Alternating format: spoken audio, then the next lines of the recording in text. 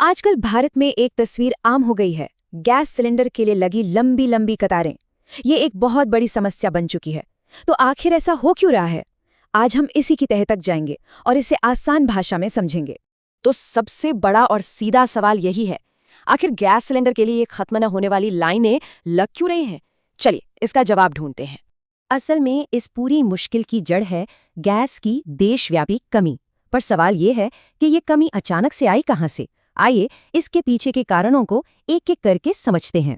देखिए, ये किसी एक वजह से नहीं हो रहा है। ये 4 अलग अलग लेकिन आपस में जुड़ी हुई समस्याओं का नतीजा है। चलिए इन्हें एक एक करके देखते हैं। तो सबसे पहली वजह तो हमारे देश के बाहर है। अंतर्राष्ट्रीय स्तर पर कुछ तनाव चल रहा है, जिसकी वजह से जो एलपीजी की सप्लाई चेन है, मतलब गैस को बाहर से हमारे शहरों तक लाने का जो पूरा सिस्टम है, वो धीमा पड़ गया है। और इसका सीधा असर पड़ा है हमारे घरों तक पहुंचने वाले सिलेंडरों की संख्या पर। दूसरा कारण है हम और आप, मतलब पैनिक बाइंग। हुआ ये कि जैसे ही लोगों ने कमी की खबरें सुनी, सब सिलेंडर जमा करने के लिए दौड़ पड़े। यहाँ तक कि जिनके सिलेंडर आधे भरे थे, उन्होंने भी बुकिंग शुरू कर दी। इससे हुआ क्या? मांग एकदम से आसमान छू गई और हालात और खराब हो गए। और फिर सरकार के एक फैसले ने भी इसमें एक बड़ा रोल निभाया। सरकार ने तय किया कि पहली प्राथमिकता घरों को दी जाएगी। इसका मतलब ये हुआ कि जो कमर्शियल सिलेंडर हैं, यानी जो होटल और रेस्टोरेंट में इस्तेमाल होते हैं, उनकी सप्लाई कम कर दी गई ताकि घरों की मांग पूरी हो सके। जाहिर है, इससे गैस एजेंसीज पर दबाव और भी ज्यादा बढ़ गया। तो भाई, इस बड़े संकट से निपटने के लिए सरकार कर क्या रही है? चलिए अब उनके समाधान पर एक नजर डालते हैं। सरकार एक नया नियम लेके आई है जिसे 25 दिन का नियम कहा जा रहा है।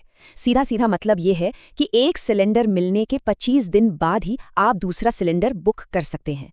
ये नियम जमाखोरी को रोकने और ये पक्का करने के लिए बनाया गया है कि हर जरूरतमंद तक गैस पहुंच सके। तो इस नियम से सरकार 2 चीजें हासिल करना चाहती है। पहला, लोगों में जो सिलेंडर जमा करने की होड़ मची है उसे रोकना, और दूसरा, मांग को कंट्रोल करके सप्लाई को वापस पटरी पर लाना। उम्मीद यही है कि इससे हालात सामान्य हो जाएंगे। तो इस सब का मतलब क्या है? चलिए अब पूरी कहानी को एक साथ जोड़कर देखते हैं और समझते हैं कि हमें इससे क्या समझ लेना चाहिए। तो यहाँ कुछ बातें हैं जो याद रखने लायक हैं। पहली, ये संकट सिर्फ हमारी वजह से नहीं है, इसमें ग्लोबल और लोकल दोनों फैक्टर शामिल हैं। दूसरी, घबराहट में की गई खरीदारी ने इसे और बिगाड़ दिया।